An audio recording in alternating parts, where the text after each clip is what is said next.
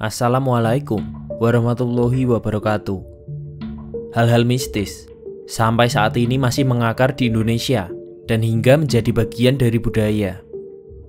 Bahkan di era modern saat ini, hal mistis masih eksis dan tidak terkikis oleh zaman. Banyak masyarakat yang mempraktekkan hal itu untuk tujuan duniawi, dari mencari ilmu kekebalan hingga kekayaan dengan cara instan. Wisata religi di Gunung Kemukus misalnya, yang alih-alih digunakan sebagai ziarah napak tilas, namun pada realitanya terdapat stereotip negatif dari masyarakat yang mana digunakan menjadi ajang mencari kekayaan dengan melakukan pesugihan. Gunung Kemukus terletak di daerah Seragen, Jawa Tengah, dan mungkin tidak asing didengar bagi sebagian orang. Namun jangan salah, nama Gunung Kemukus bukanlah berarti tempat ini menjulang tinggi setinggi gunung, namun hanya sebuah bukit yang di puncaknya terdapat sebuah makam yang konon merupakan makam seorang pangeran dari Majapahit bernama Pangeran Samudro. Saat ini, makam Pangeran Samudro banyak didatangi peziarah dari berbagai daerah. Hingga kini, kearifan lokal di desa tersebut tetap terjaga dengan baik. Seperti apakah cerita selengkapnya? Simak video ini dan selamat datang di channel Bang Bets Illustration.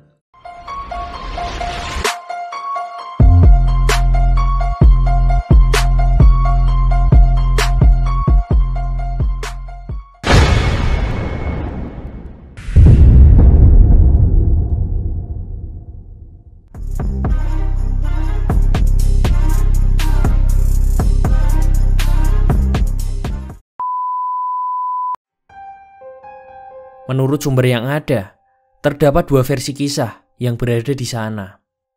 Salah satunya adalah tentang Pangeran Samudro yang melakukan hubungan terlarang dengan salah satu ibu tirinya, yaitu Dewi Ontrowulan, karena ia jatuh cinta dengan ibunya sendiri.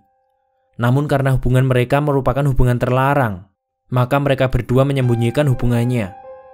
Namun, sepandai-pandainya tupai melompat, maka akan jatuh juga.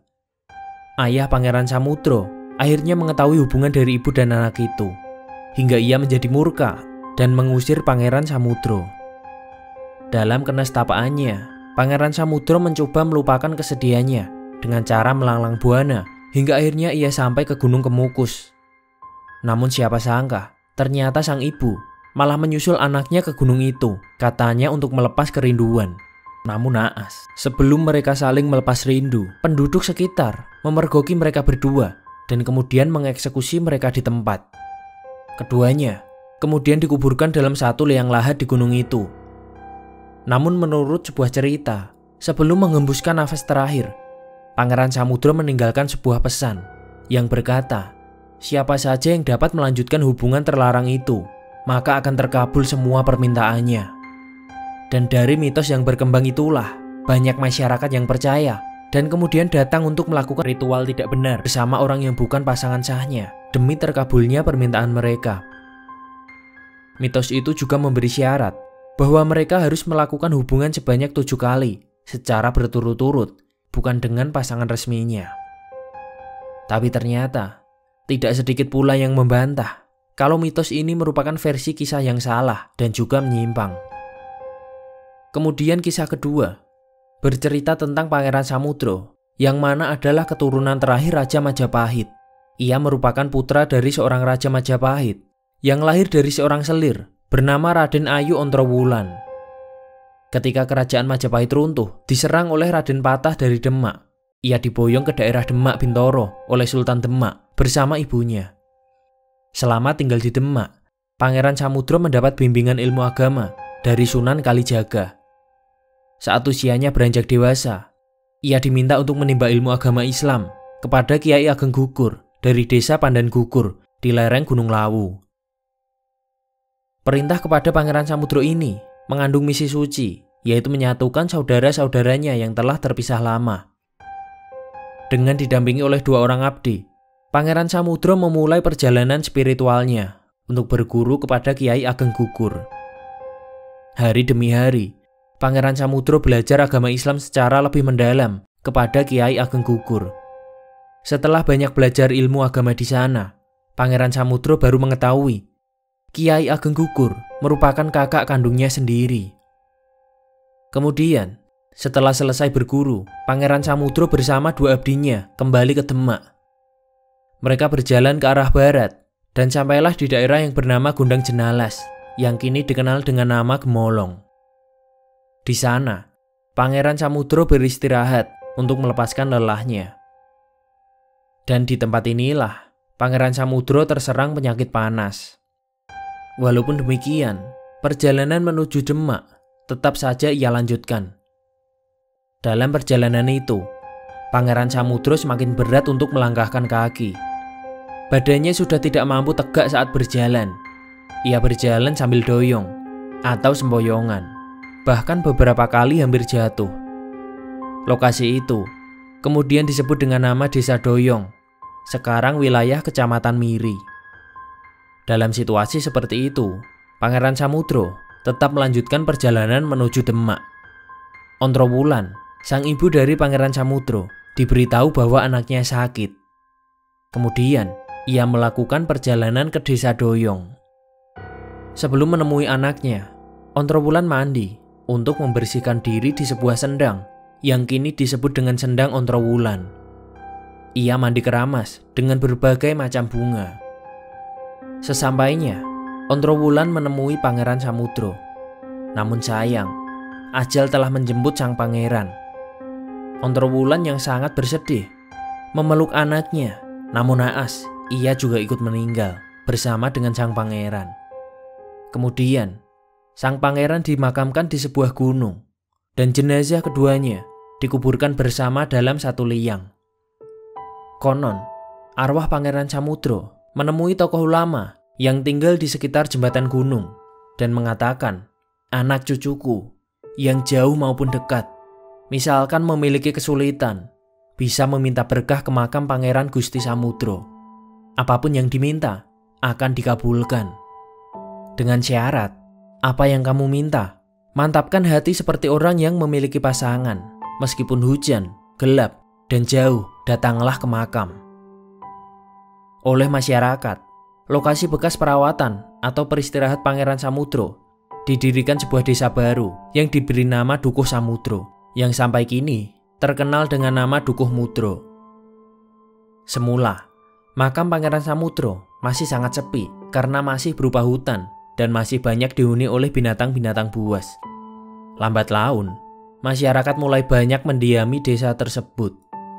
Selama berdiam di lokasi itu, masyarakat kerap melihat kabut hitam seperti asap yang berbentuk kukusan atau tempat mengukus nasi yang terbuat dari bambu yang tampak menyelimuti makam Pangeran Samudra.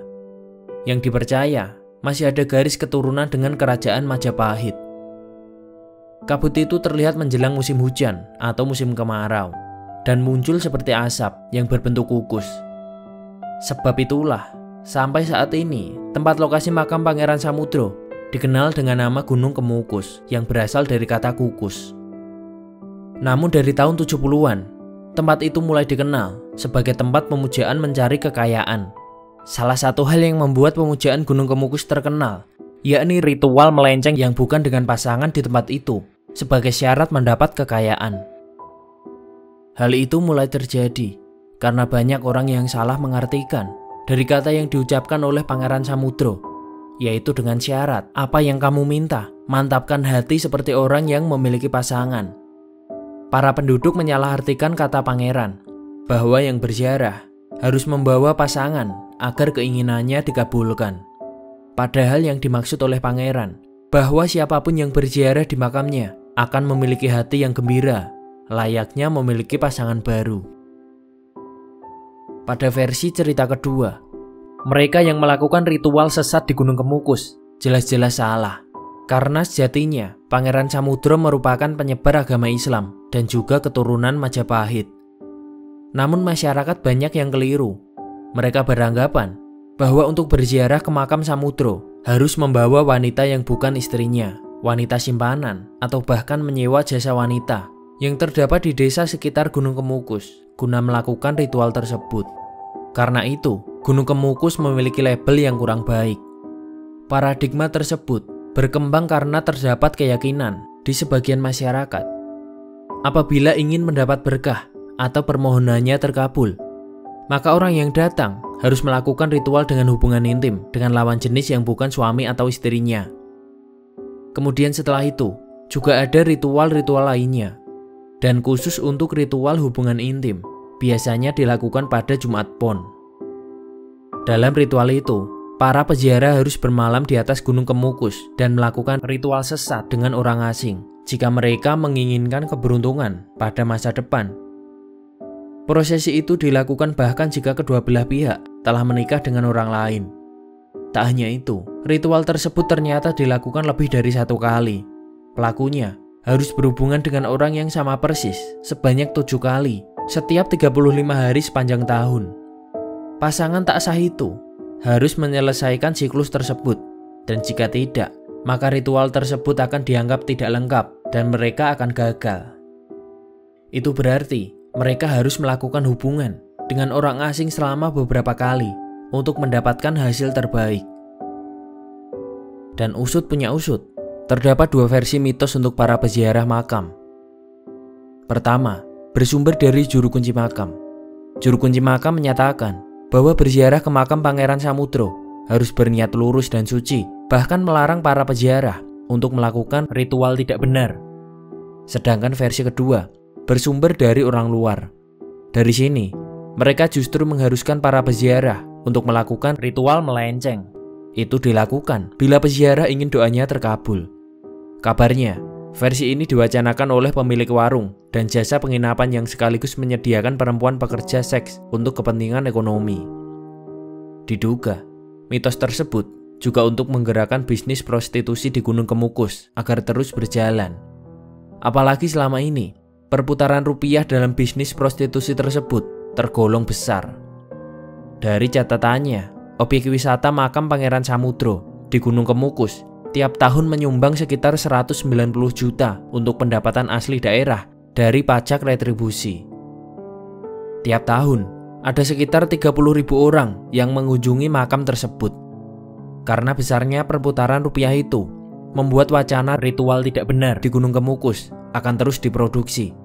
Sehingga, apabila tidak ada wacana tandingan terhadap mitos ritual sesat, praktik prostitusi terselubung tersebut akan semakin berkembang. Pesan dari Bang Pet, jauhkanlah pikiran kalian dari yang namanya pesugihan, apalagi yang menyangkut perzinahan. Keberhasilan tidak diraih dengan jalan pintas. Karena itu, bekerjalah seolah engkau akan hidup 1000 tahun lagi. Berdoalah kepada yang di atas, seakan engkau akan mati esok hari. Sekian yang bisa Bang Pet sampaikan. Wassalamualaikum warahmatullahi wabarakatuh.